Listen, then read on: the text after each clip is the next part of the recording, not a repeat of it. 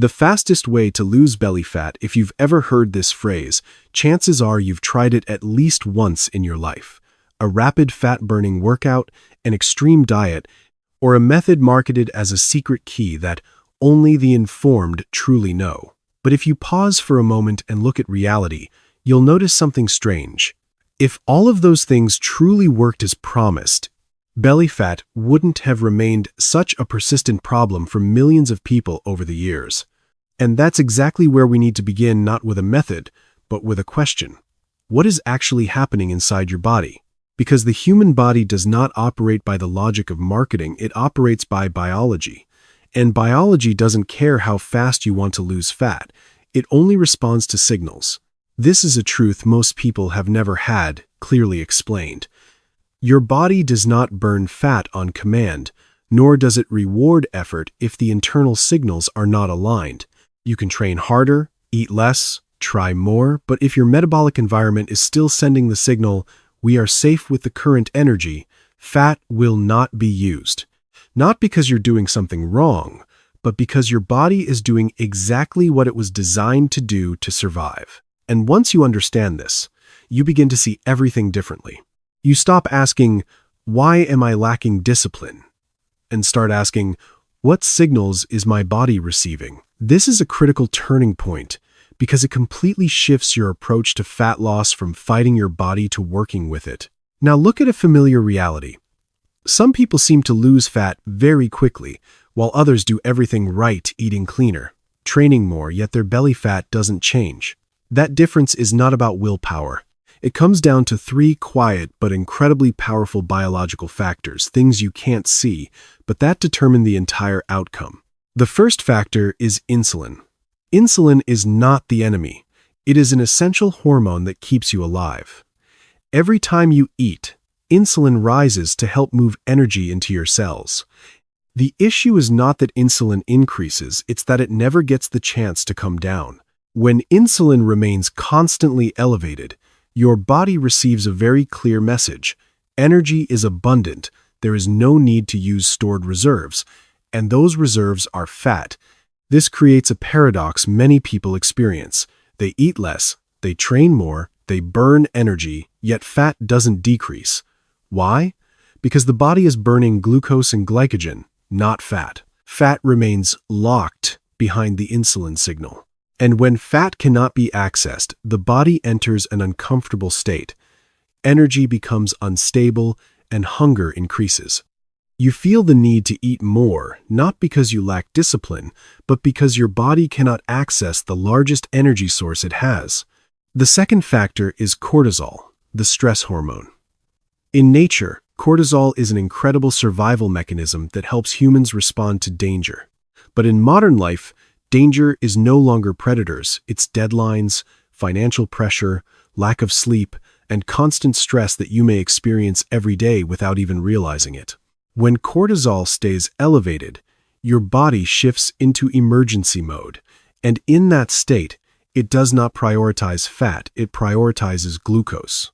Because glucose is faster and under stress, the body always chooses the quickest solution to ensure you can respond. This leads to a chain reaction. You crave more sugar, insulin rises higher, and fat, especially belly fat, continues to be stored. So, those late-night cravings are not weakness. They are biological signals. And if you try to fight them with willpower, you're going against a very powerful system inside your body. The third factor, often the most overlooked, is carbohydrate dependence. If your body has been used to running on sugar and starch for years, it becomes very efficient at burning glucose, but very inefficient at burning fat. This is not your fault, it's adaptation. The body always learns to use the fuel it receives the most. But the problem appears when you try to reduce carbs. Instead of smoothly switching to fat burning, your body reacts as if it's in danger. You feel tired, dizzy, irritable, unable to focus. And many people stop here, thinking the method isn't right for them. But in reality, this is simply a sign that your body has not yet been trained to burn fat. These three factors, high insulin, high cortisol, and carbohydrate dependence, do not operate separately. They form a loop. Stress increases cortisol. Cortisol raises insulin. Insulin reinforces sugar dependence. And this loop continues, keeping belly fat exactly where it is, no matter how hard you try. And here is the most important insight at this stage. Your body is not sabotaging you. It is protecting you, based on the signals it receives every day. When you change those signals not through force, but by restructuring your metabolic environment, your body will begin to cooperate. And when that happens, belly fat is no longer an enemy to fight. It becomes an energy source waiting to be used. But to understand that more deeply, we need to look at how the body actually uses energy, because this is where most misunderstandings begin. But to truly understand why your previous efforts may not have worked, we need to look directly at a principle that almost no one clearly explains. Your body does not burn energy randomly. It always follows a strict hierarchy of priority. And if you don't understand this order, you will constantly feel like you're doing everything right, but still not losing fat. Imagine your body as an incredibly intelligent energy management system. It doesn't care how fast you want to lose fat. It only cares about one thing: which energy source is the most efficient and safest to use at that moment. And that order is always the same. It doesn't change, and there are no exceptions. First, your body uses energy coming directly from food, specifically carbohydrates. Every time you eat sugar or starch, glucose enters your bloodstream, and your body deals with it immediately. Not because it prefers sugar, but because glucose is the fastest source of energy, especially critical for the brain. As long as glucose is present, your body has no biological reason to touch fat. This is crucial, because many people believe they can burn fat while still consuming high amounts of carbs, but biology doesn't work that way. When carbohydrates decrease, your body moves to the second source, glycogen, which is stored glucose in the liver and muscles. This is why many people can eat less or fast briefly and still feel fine. They are still running on glycogen. But glycogen is only a backup tank, and it is limited. As glycogen begins to run low, the body gradually increases its use of dietary fat. And this is where many people get confused. They start eating more fat, feel fuller, and assume they are burning fat. But in many cases, the body is simply burning fat from the diet, not the fat stored on the body. This leads to a very common misunderstanding. Mild ketosis does not necessarily mean you are losing belly fat. The body will always prioritize using what it receives first. Only when all of these energy sources are reduced low carbohydrates, depleted glycogen, and sufficiently low insulin does the body truly open the door to stored fat.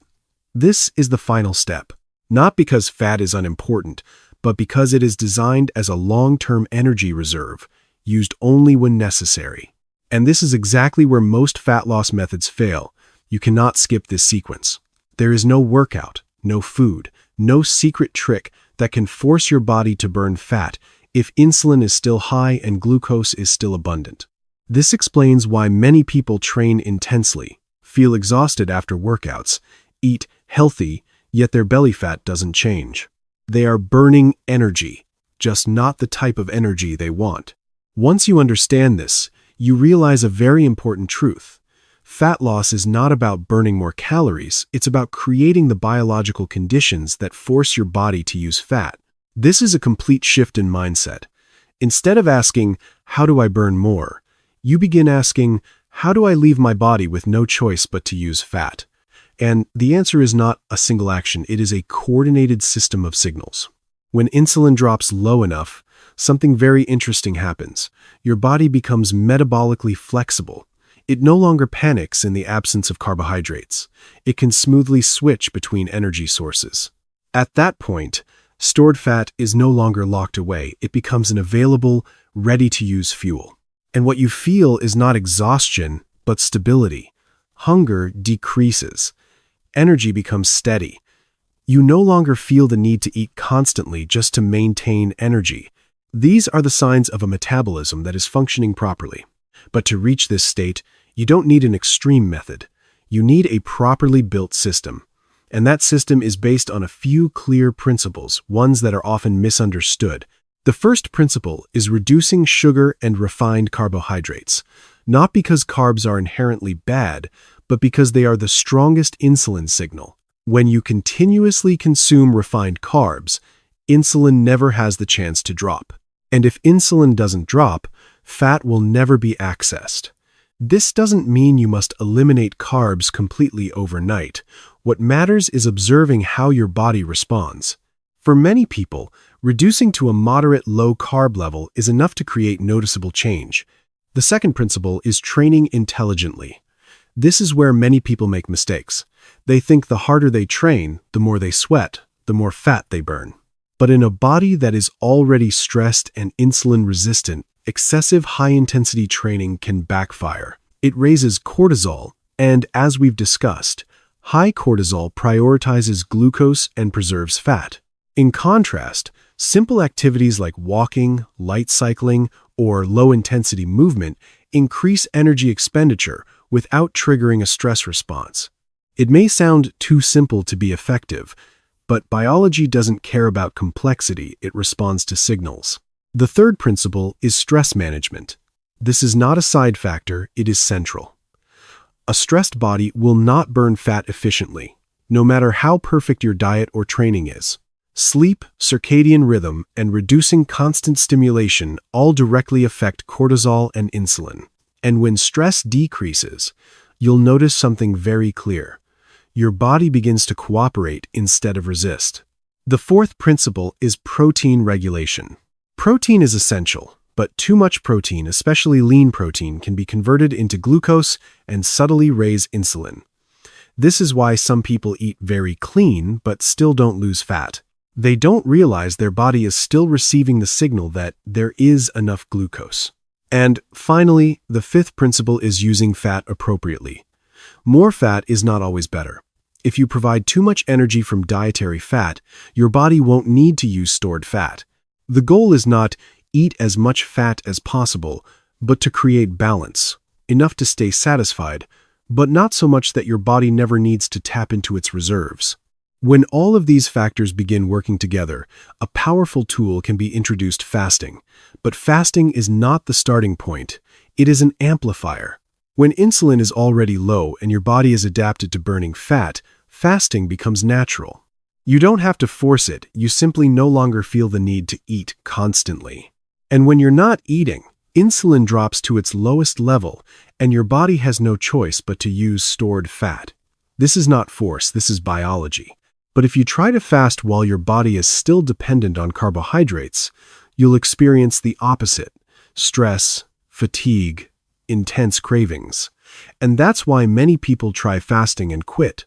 Not because the method is wrong, but because the timing is off. When you follow the correct sequence, everything becomes much easier. And that's when you begin to realize something very powerful. Fat loss is not a battle. It is a process of your body returning to its natural state. But how do you know if you're on the right path? This is where biological signals become more important than any number on the scale. But here's the interesting part. When your body truly begins to burn fat the right way, it doesn't look the way most people imagine. It's not loud, not dramatic, and it doesn't feel like you're fighting every day. In fact, it's very quiet. And that quietness is the clearest sign that you're on the right path. The first sign you'll notice isn't immediate weight loss, but a shift in hunger. It's not that your appetite disappears completely, it's that the constant urge to eat fades away. You can go longer between meals without feeling irritable, dizzy, or out of control. This is a powerful biological signal, because it shows your body has started accessing stored energy instead of relying entirely on glucose. The second sign is more stable energy, especially in the morning. You wake up without needing to eat immediately, just to get going. You're less dependent on coffee to feel alert. And for hours, your energy feels steady, not the usual spikes and crashes. This isn't a feeling of excitement, but of stability, and that stability is the true sign of a healthy metabolism. The third sign is mental clarity. When your body begins using ketones from fat, your brain receives a more stable energy source. Many people describe this as a kind of baseline clarity, fewer scattered thoughts, better focus, and more emotional balance. This doesn't come from stimulation, but from the absence of constant energy fluctuations. The fourth sign, and the one many people are waiting for, is a change in your waistline. Interestingly, in many cases, body weight doesn't drop dramatically at first, but your clothes start to feel looser. This happens because visceral fat, the most dangerous type, but also the most sensitive to insulin, is often the first to be used when fat burning begins properly. And since visceral fat is lighter, you may see changes in your shape before the scale reflects it. The fifth sign is that fasting becomes easier not because you're forcing it, but because your body no longer sees the absence of food as a threat. When this happens, fasting is no longer a strategy, but a natural state. You eat when needed and stop when satisfied, without being trapped in constant thoughts about food. And finally, there's a very subtle yet incredibly powerful sign. Your relationship with food changes. When your body uses fat as its primary fuel, food loses its emotional power. You're no longer obsessed with what to eat, when to eat, or how much to eat. You don't feel guilt after eating, nor do you feel the need to constantly control yourself.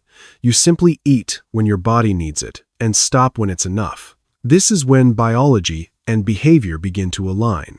But to reach this state, it's not just about doing the right things, it's also about avoiding common mistakes that many people make, even when they think they're on the right path. The first mistake is confusing weight loss with fat loss. When you drastically cut calories or overtrain, weight may drop quickly, but much of that loss comes from water, glycogen, and digestive mass, not fat. And when insulin remains high and stress increases, fat may not only stay, it can come back even faster. The second mistake is overusing high-intensity training to burn fat faster.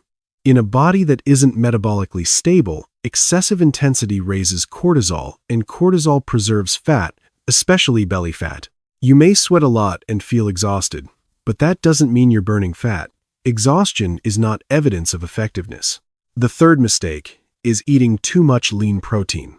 Protein is essential, but when consumed in excess, especially in a body still dependent on glucose, part of it can be converted into sugar, subtly raising insulin. This slows fat burning without you even realizing it. The fourth mistake is eating too much fat with the belief that more fat means more fat burning. But if you provide too much external energy, your body has no reason to use stored fat. Mild ketosis does not guarantee fat loss. The fifth mistake is fasting too early, before your body is ready. In that case, fasting becomes a stressor, raising cortisol, leading to fatigue and intense cravings afterward. This doesn't help fat loss, it only makes you feel like you've failed. The sixth mistake, and perhaps the biggest, is ignoring stress and sleep. You can eat perfectly and train consistently, but if you're sleep-deprived and constantly stressed, your body will continue to hold on to fat as a protective mechanism. And this is where everything comes together into one simple yet powerful insight. Losing belly fat is not a battle against your body. It is a process of restoring biological order. Belly fat doesn't appear because you're weak, lazy, or lacking discipline. It appears because, over time, your body has received signals that make fat storage the safest option. When insulin is constantly high, when stress is chronic, when your body depends on sugar, belly fat is not the problem, it is the logical outcome. So, the solution is not more force, not stricter control, not pushing yourself to exhaustion. The solution is changing the signals. When insulin drops appropriately, when stress is managed, when nutrition aligns with biology, and when your body has time to adapt its fuel use, something very different begins to happen. Your body starts to cooperate. Hunger decreases. Energy stabilizes. Your waistline changes gradually, not dramatically, but sustainably. Not because you have defeated your body, but because you are no longer asking it to go against its design. And that is the most important message of this entire journey. You don't need to hate your body to change it. You don't need to punish yourself to become better. You only need to understand how it works and respect that logic. When you do that, fat loss is no longer a stressful goal. It becomes a natural result of balance. And when you truly understand your body, you don't just lose fat more effectively, you begin to live more lightly.